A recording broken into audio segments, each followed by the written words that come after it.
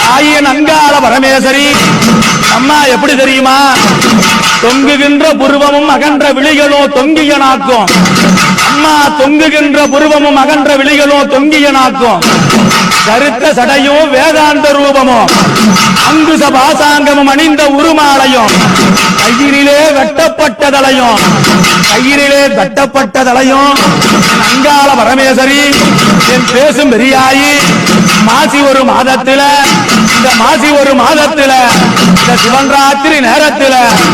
சிவன்ராத்திரி நேரத்தில தூர்வாசமுனி சாபத்தினாலே பிரம்மனது சிரமறுத்து பித்துவெறி தான் பிடித்து மாயான கரைதனில வல்லாளன் தேவையவே சொல்லாமலே மாலை பிறக்க போற